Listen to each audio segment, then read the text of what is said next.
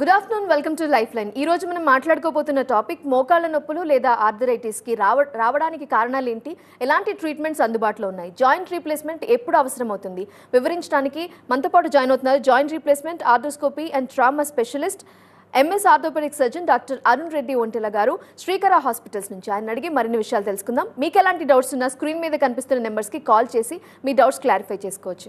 Good afternoon అండి, welcome to TV9 studios. Hello అండి. So అసలు మోకాళ్ళ నొప్పులు వయసుతో సంబంధం లేకుండా ఈ రోజుల్లో ఈ కాలంలో చూడడానికి రీజన్ ఏమంటారు? మోకాళ్ళ నొప్పులు కనుక చూసినట్టయితే చాలా కారణాలు. బేసికల్గా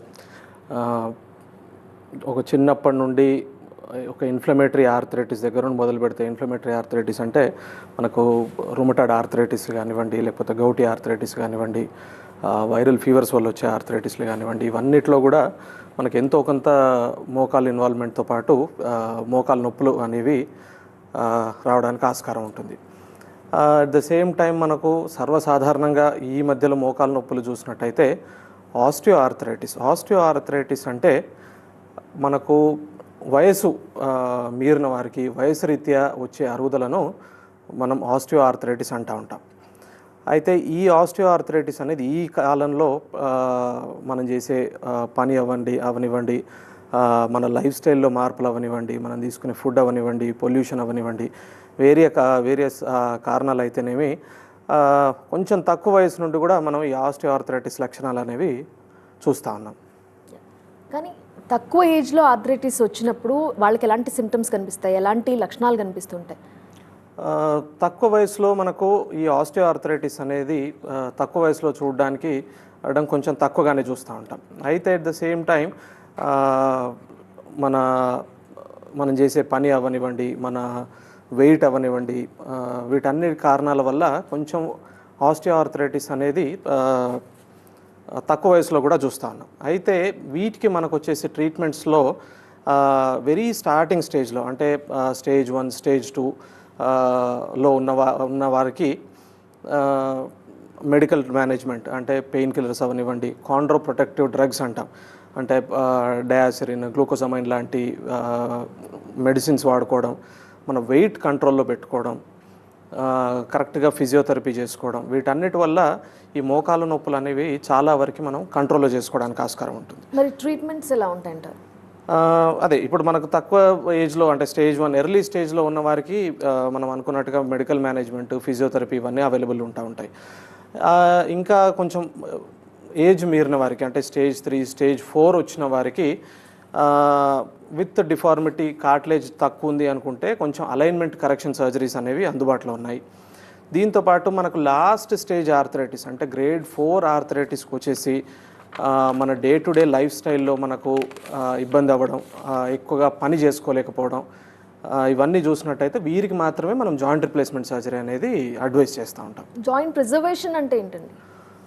జాయింట్ ప్రిజర్వేషన్ అనేది ఇప్పుడు ఎర్లీ స్టేజ్లో, ఫర్ ఎగ్జాంపుల్ ఒక యాక్టివ్ స్పోర్ట్స్ పర్సనే ఉన్నాడు. ఈ స్పోర్ట్స్ పర్సన్లో మనకు ఈ స్పోర్ట్స్ ఆడుతున్నప్పుడు కానివ్వండి, ఇంజరీస్ జరిగినప్పుడు ఈ లోపల జాయింట్ మధ్యలో ఉండే కార్టిలేజ్ మెటీరియల్ అనేది సాధారణంగా డ్యామేజ్ అవుతూ ఉంటుంది.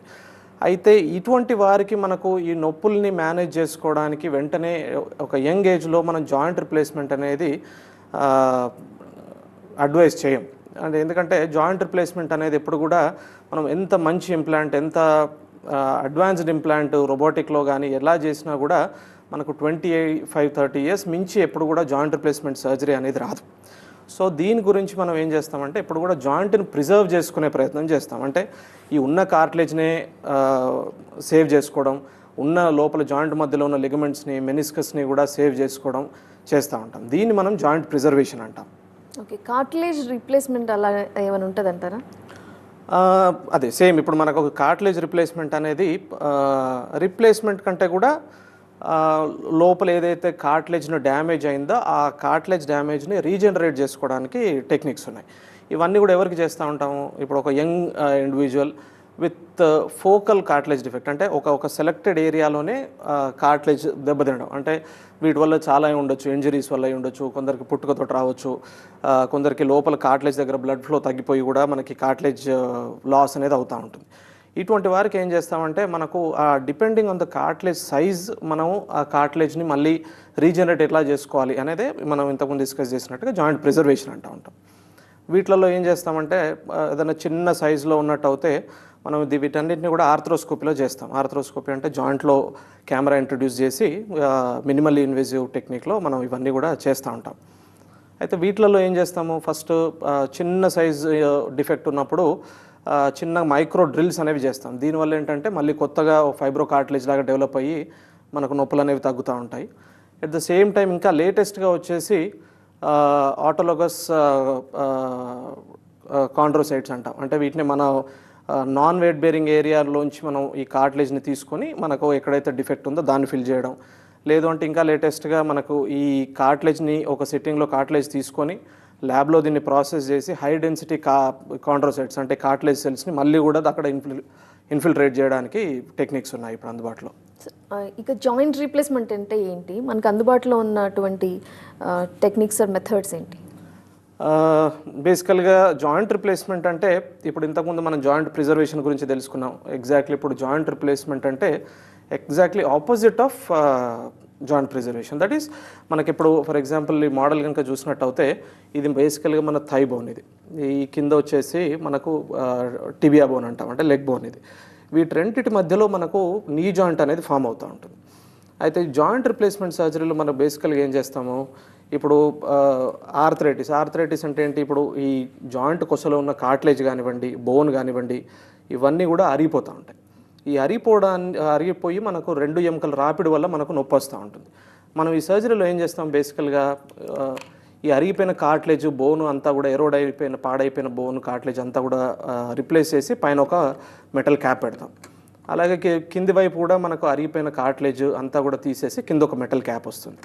ఈ మధ్యలో నార్మల్గా మనకు అనటామికల్ కార్టిలేజ్ ఏదైతే ఉందో కార్టిలేజ్ ప్లేస్లో మనకు ప్లాస్టిక్ కార్టిలేజ్ అనేది ఇంట్రడ్యూస్ చేస్తాం. మళ్ళీ దాన్ని మనం రీప్లేస్ చేసినట్టు అయితే ఈ రెండు బోన్స్ మధ్యలో ఎప్పుడు కూడా మనకు కాంటాక్ట్ అనేది ఉండదు. సో మనకు మూవ్ చేసినా, నడిచినా, తిరిగినా, మన డే టు డే యాక్టివిటీస్లో ఎప్పుడు కూడా మనకు నొప్పి అనేది 100%గా తగ్గిపోతూ ఉంటుంది. దీనే మనం జాయింట్ రిప్లేస్మెంట్ సర్జరీ అంటాం. ఓకే, డిఫరెంట్ టైప్స్ ఉంటాయంటారా? మీరు మీ దగ్గర బ్లాక్ అండ్ సిల్వర్ చూపిస్తున్నారు. ఓకే, బేసికల్గా మనకు ఏంటంటే లోపలేసే మెటీరియల్ని బట్టి టైప్స్ కిందకి తీసుకుంటూ ఉంటాం. ఇప్పుడు మనకు ప్రజెంట్గా మార్కెట్లో అందుబాటులో ఒకటి బేసిక్ కోబాల్ట్ క్రోమాలై అంటాం. అంటే basically it's a stainless steel material. Stainless steel కూడా it's a type of cobalt chrome alloy. This also medical grade steel material, అంటే కోబాల్ట్ క్రోమాలై ఉంటుంది. దీంట్లో ఇంకా అడ్వాన్స్డ్ వెరైటీస్లో ఒకటి టైటానియం నైట్రైడ్ మెటీరియల్ ఉంటుంది. ఇది మనకు యూజువల్గా చూడడానికి గోల్డ్ కలర్లో ఉంటుంది కాబట్టి గోల్డ్ని అని కూడా ప్రమోట్ చేస్తూ ఉంటాం. ఇంకొకటి దీని మీద వచ్చేసి ఆక్సినియం అనేది స్మిత్ అండ్ నెఫీ అనే ఒక కంపెనీ తయారు చేస్తూ ఉంటుంది. దీంట్లో మనకేంటంటే ఆక్సిడైజ్డ్ జిర్కోనియం అనే ఒక కోట్ వస్తుంది. దీనివల్ల ఏంటంటే దీనివల్ల కానివ్వండి ఈ టైటానియం మెటీరియల్ అంటే గోల్డ్నీలో అడ్వాంటేజ్ ఏంటంటే ఇవన్నీ కూడా చాలా వరకు ఇనర్ట్ మెటీరియల్స్ అంటే మనకు ఈ రియాక్షన్స్ వచ్చే ఆస్కారం తక్కువ బాడీలో ఈ two materials. At the same time మనకు దీంట్లో వియర్ అనేది చాలా తక్కువ కాబట్టి మనకు ఎక్కువ కాలాలు మన్నుతుంది. ఇది బేసిక్గా మనకు ఈ స్టెయిన్లెస్ స్టీల్, కోబాల్ట్ క్రోమాలైస్ ఇవన్నీ కూడా అరౌండ్ 20 years వచ్చినట్టు అయితే కనుక ఈ గోల్డ్ కానివ్వండి, ఈ జిర్కోనియం మెటీరియల్ ఇవన్నీ కూడా మనకు 25-30 years వరకు వచ్చే అవకాశం ఉంటుంది. ఓకే, అయితే యంగ్స్టర్స్కి అయితే మీరు ఏది సజెస్ట్ చేస్తారు? కొంచెం ఏజ్డ్ అయితే ఏ మెటీరియల్ సజెస్ట్ చేస్తారు? బేసికల్గా ఈ మధ్యలో మనకున్న ఇంతకుముందు డిస్కస్ చేసినట్టు మనకున్న లైఫ్ స్టైల్ పరంగా కొంచెం యంగర్ ఇండివిజువల్స్లో కూడా జాయింట్ రిప్లేస్మెంట్ సర్జరీస్ చేస్తూ ఉన్నాం. ఇప్పుడు ఫర్ ఎగ్జాంపుల్ ఒక రుమటాయిడ్ ఆర్థరైటిస్ ఉన్న పేషెంటే కానివ్వండి, లేకపోతే ఇంతకుముందు ఎప్పుడన్నా ట్రామా జరిగి ఇంజరీ జరిగి జాయింట్ పాడైపోయిన అటువంటి వాళ్ళకి, లేదంటే అన్ఫార్చునేట్గా యంగ్ ఏజ్లోనే ఆస్టియోఆర్థరైటిస్ అంటే ఏజ్ రిలేటెడ్ ఆర్థరైటిస్ వచ్చిన వాళ్ళకి, అటువంటి వాళ్ళకి మనం రిప్లేస్మెంట్ కనుక అడ్వైజ్ చేసినట్టు అయితే కనుక వాళ్ళకి ఎక్కువ సంవత్సరాలు వచ్చే కీలు అంటే ఆక్సినియం కానివ్వండి, లేదు అంటే మనకు ఈ గోల్డ్ నీ కానివ్వండి, ఇవన్నీ చేసుకుంటే ఎక్కువ కాలం మన్నుతుంది. ఇది అయిన తర్వాత కూడా మళ్ళీ మనకు సెకండ్ రిప్లేస్మెంట్ కానీ రివిజన్ రిప్లేస్మెంట్ కానీ అవాయిడ్ చేసుకోవడానికి ఆస్కారం ఉంటుంది. రోబోటిక్ నీ రీప్లేస్మెంట్ యూజెస్ ఏంటి, అడ్వాంటేజెస్ అంటే ఏంటి అంటే ఏం చెప్తారు? బేసికల్గా ఇప్పుడు కన్వెన్షనల్ నీ రీప్లేస్మెంట్ అంటే రొటీన్గా చేసే నీ రీప్లేస్మెంట్లో యాజ్ ఎ సర్జన్గా, యాజ్ ఎ డాక్టర్గా మనం పర్ఫామ్ చేస్తూ ఉంటాం సర్జరీని. దీంట్లో ఇప్పుడు మనం ఎక్స్ప్లెయిన్ చేసినట్టుగా మనకు ఈ పాడైపోయిన కార్ట్లేజ్, బోన్ ఇదంతా కూడా మనకు హ్యూమన్గా మనము ఎంత డిఫార్మిటీ ఉంది, ఎంత బోన్ కట్స్ తీసుకోవాలి, ఎంత బోన్ కట్ చేసి ఎంత సైజ్ ఇంప్లాంట్ పెట్టాలి, ఇవన్నీ కూడా హ్యూమన్గా మనం ఒక డిసిషన్ అనేది తీసుకుంటూ ఉంటాం. అయితే ఈ రోబోటిక్ వల్ల అడ్వాంటేజ్ ఏంటంటే basically it is a very precise surgery. అంటే మనకు ఈ రోబోటిక్ వల్ల మనకు ఎగ్జాక్ట్లీ బోన్ సైజెస్ కానివ్వండి, జాయింట్లో ఎంత డిఫార్మిటీ ఉంది, ఎంత బోన్ కట్ చేయాలి, ఇది అంతా కూడా కంప్యూటరైజ్డ్ రోబోటిక్ మనకు సూచిస్తూ ఉంటుంది. అయితే దీంట్లో మనం ఏంటంటే ఎంతమంది అనుకున్నట్టుగా ఈ ప్రిసిషన్ వల్ల మనకి ఈ రోబోటిక్ సర్జరీలో మనకి ఎంత అయితే కట్ అవసరమో అంతే కట్ చేస్తాం. కాబట్టి మనకు ఈ పోస్ట్ ఆపరేటివ్ రికవరీ అంటే మనకు సర్జరీ తర్వాత ఈ మోకాల మీద ఉండే కట్ కానివ్వండి, దాంతో వచ్చే బ్లడ్ లాస్ కానివ్వండి చాలా మినిమల్గా ఉంటాయి.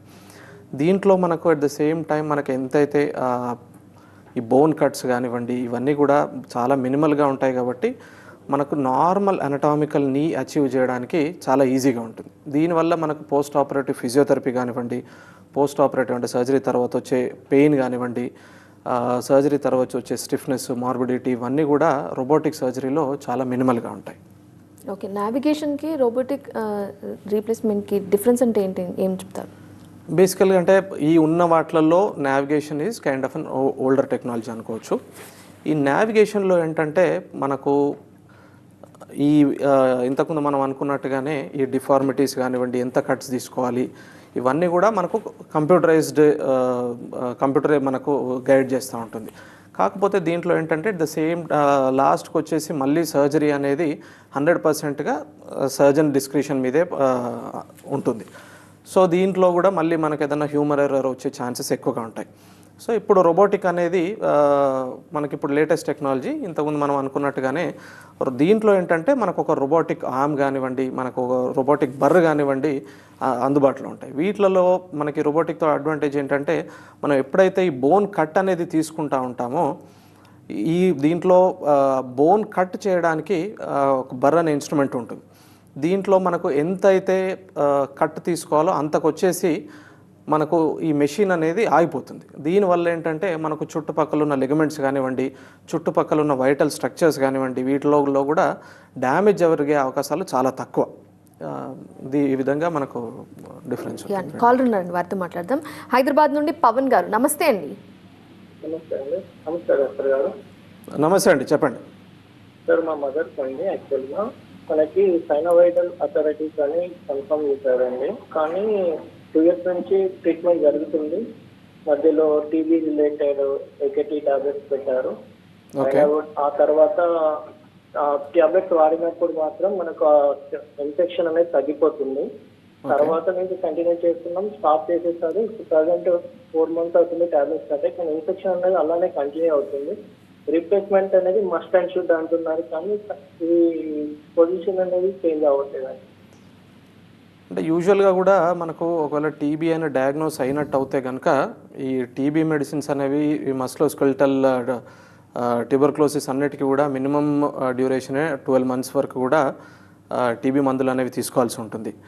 కాకపోతే ద మీన్ వైల్ మనకు ఈ ఆర్థరైటిస్ అనేది బాగా సివియర్గా ఉంది అనుకుంటే ఆన్ ఏకేటీ కూడా మనం ఈ ఏకేటీ అంటే ఈ ట్యూబర్క్యులర్ మెడిసిన్స్ అయిపోయిన తర్వాత మనం జాయింట్ రిప్లేస్మెంట్ అనేది చేసుకోవడానికి ఆస్కారం ఉంటుంది.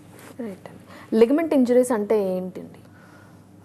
బేసికల్గా మనకు మోకాలు అనేది one of the most demanding joints అండి బాడీలో. ఎందుకంటే మనకి ఈ మోకీలు మీద మనకు పెద్ద మస్కులేచర్ అనేది ఉండేది చాలా తక్కువ. సో ఈ స్టెబిలిటీకి మనకు ఈ లిగమెంట్స్ అనేవి చాలా ఇంపార్టెంట్. బేసికల్గా లిగమెంట్ అంటే ఏంటి, ఇప్పుడు ఫర్ ఎగ్జాంపుల్ ఈ మోడల్ చూసుకున్నట్టు అయితే ఈ 2 బోన్స్కి మధ్యలో ఈ కనెక్టింగ్ టిష్యూ ఏదైతే ఉందో దీన్ని మనం లిగమెంట్ అంటూ ఉంటాం. అయితే మనకు ఇప్పుడు మోకాల్లో మనకు 10 పైన లిగమెంట్స్ ఉంటాయి, కానీ మనకు ఇంపార్టెంట్ వచ్చేసి 4 వైపులో 4 ఇంపార్టెంట్ లిగమెంట్స్ 4 వైపులా కూడా స్టెబిలిటీ ఇవ్వడానికి హెల్ప్ చేస్తూ ఉంటాయి. వీటిని మనం లోపల వైపు బయట వైపు కొలాటరల్ లిగమెంట్స్ అంటాం. అలాగే జాయింట్ మధ్యలో ముందు వెనకాల ఉన్న వాటిని క్రూషియేట్ లిగమెంట్స్ అంటాం.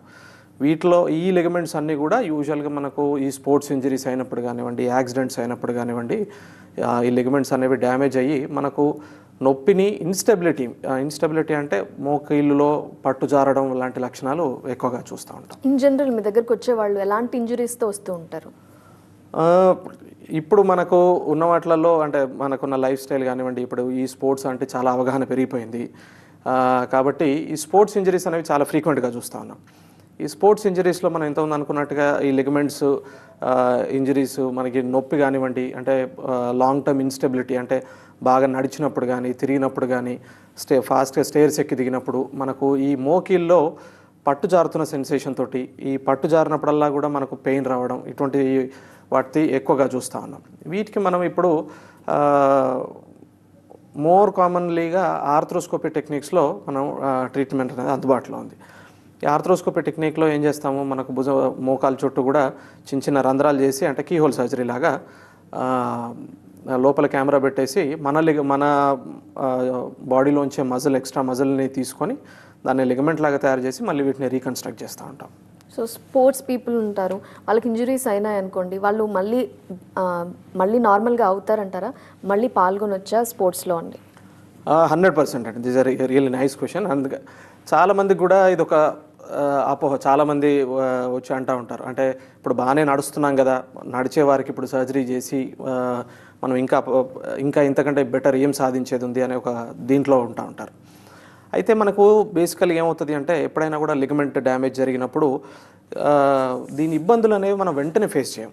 ఈ ప్రాబ్లమ్స్ అన్నీ ఎప్పుడు స్టార్ట్ అవుతాయి, ఈ ఇన్స్టెబిలిటీ అనేది మైనర్ అంటే రొటీన్ వాకింగ్లో రొటీన్ డే టు డే యాక్టివిటీస్లో మనం ఇన్స్టెబిలిటీ అనేది పెద్దగా నోటీస్ చేయం. ఇన్స్టెబిలిటీ కానీ ఇబ్బందులు కానీ ఎప్పుడు నోటీస్ చేస్తాం అనేది థింగ్ డిమాండింగ్, కొంచెం ఎక్కువగా నడిచినప్పుడు, ఎక్కువగా స్పోర్ట్స్ ఆడినప్పుడు, స్టేర్స్ క్లైమ్ చేసినప్పుడు మనకు ఇన్స్టెబిలిటీ అనేది ఎక్కువ అవుతూ ఉంటుంది. దీనివల్ల మనకు లాంగ్ టర్మ్లో ఇబ్బందులు వస్తాయి. లాంగ్ టర్మ్ అంటే maybe 5 years down the line, 10 years down the line ఏమవుతుంది, ఈ అబ్నార్మల్ మొబిలిటీ, ఈ కదలిక వల్ల మనకు లోపల జాయింట్ లోపల ఉన్న కార్టిలేజ్ కానివ్వండి, ఇతర గుజ్జు పదార్థం అంటే మెనిస్కస్ లాంటి మెటీరియల్స్ కానివ్వండి, ఇవన్నీ కూడా డ్యామేజ్ జరిగిపోయి లాంగ్ టర్మ్లో క్రానిక్ పెయిన్గా మిగిలిపోయే అవకాశాలు, క్రానిక్ పెయిన్ అంటే పాత నొప్పుల్లాగా మిగిలిపోయే అవకాశాలు ఎక్కువ ఉంటాయి. సో ఎప్పుడైనా ఇంజరీ జరిగిన తర్వాత ఎలాంటి టెస్టులు చేసుకుంటే బెటర్ అంటారు? కొన్ని అప్పుడు రిలీఫ్ ఇచ్చినట్టుగానే అనిపిస్తాయి, మీరు అన్నట్టు కొన్ని ఇయర్స్ తర్వాత అవి బయటపడుతూ ఉంటాయి.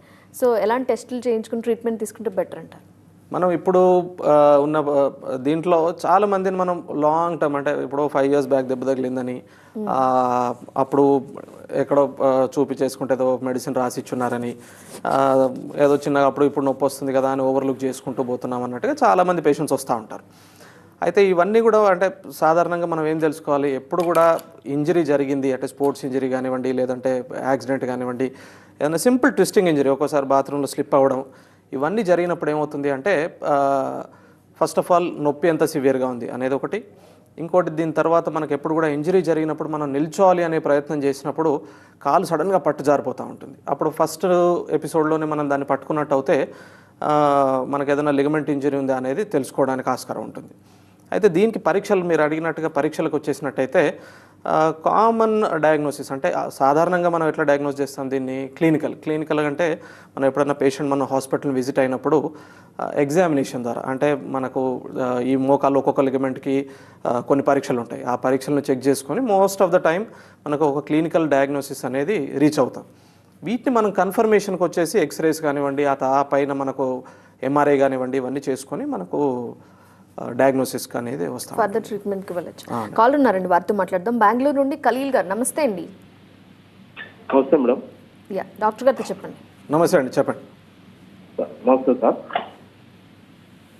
చెప్పండి సార్. చెప్పండి, మీ వాయిస్ వినిపిస్తోందండి, డైరెక్ట్గా క్వశ్చన్ అడగండి. సార్ నమస్తే సార్, డాక్టర్ గారు చెప్పండి sir. Sir 2 to 3 years after 2 to 3 years back okay sir, bike మీద పోయేటప్పుడు కారు రోడ్డుకు అడ్డం పెట్టినాడు సార్. ఏమన్నారండి? బైక్ మీద పోయేటప్పుడు కారు అడ్డం పెట్టినాడు సైకిల్. ఓకే. ఆ డోర్ దగ్గర వరకల్లా బైక్కి అది డోర్ ఓపెన్ చేశాడు. ఓకే. అది కాలుకు లెఫ్ట్ సైడ్ లెగ్ తగిలిసి నేను 2-3 times పొర్లు కింద ఉన్నాను సార్ ఆడ. ఓకే. రెండుసేపు కాలు ఇది గిలిచి మళ్ళీ క్యూర్ అయ్యి నడుచుకుంటా బయలుదేరాను సార్. బాగానే ఉంది సార్. ఓకే. ఇది యాక్సిడెంట్ అయిన 2 years బ్యాక్ కొంత టైం నేను బాత్రూమ్ పోయినప్పుడు ఇంకా అట్నే కూర్చున్నా సార్, బాత్రూమ్ ఇంకా పైకి లేకపోయినా సార్. ఓకే. ఇంకా ఎక్స్రే తీపించుకుంటే మోకాలు గుజ్జు తగ్గింది అన్నారు సార్ ఎక్స్రేలో. తర్వాత ఎంఆర్ఐ మంచి డాక్టర్ దగ్గర, ఎంఎస్ డాక్టర్ దగ్గర పోయి చూపించాలి నా ఎంఆర్ఐ తీసినారు సార్. ఓకే. ఎంఆర్ఐ రిపోర్ట్ వచ్చేసి పై లేయర్, లెఫ్ట్ లెగ్కు పై లేయర్, కింది లేయర్ మధ్యన ఒక లేయర్ ఉంటుంది సార్, రబ్బర్ అంతా. అవునండి. అది కుషన్ అన్నారు దాని పేరు. అవునండి. అది చిందిండేది, పడింది. అవునండి. ఓకే, ఇప్పుడు ట్రీట్మెంట్ ఏం తీసుకోవాలని అడుగుతున్నారండి? ఇప్పుడు దానికి నాకు సజెషన్ ఏం చేయాలని డాక్టర్ గారికి సలహా అడుగుతున్నాను. ఓకే అండి. యూజువల్గా అంటే మీరు చెప్పిన దాన్ని బట్టి మధ్యలో, మోకాల మధ్యలో మనకు మెనిస్కస్ అనే ఒక గుజ్జు పదార్థం ఉంటుంది, దాంట్లో డ్యామేజ్ ఉంది అన్నట్టుగా మీరు అంటా ఉన్నారు. మోస్ట్ ఆఫ్ ద టైం ఈ వయసు తక్కువ, మీరు అంటే మీరు చేసే పని కొంచెం డిమాండింగ్గా ఉంది అంటే ఆర్థ్రోస్కోపీ ప్రొసీజర్ ద్వారా మెనిస్కస్కి ఐదర్ రిపేర్ కానివ్వండి, అంతవరకు షేవ్ ఆఫ్ చేయడం కానీ చేస్తూ ఉంటాం. రైట్ అండి. Thank you so much for joining అండి. ఆర్థరైటిస్ ఎందుకు వస్తూ ఉంటుంది, జాయింట్ రీప్లేస్మెంట్లో ఎలాంటి అడ్వాన్స్డ్ మెథడ్స్, ట్రీట్మెంట్స్ వచ్చాయి మాకు వివరించినందుకు థ్యాంక్ యూ అండి. థ్యాంక్ యూ అండి. సో ఇది వాళ్ళ లైఫ్ లైన్ అప్డేట్స్ కొనసాగుతాయి. చూస్తూనే ఉండండి TV9.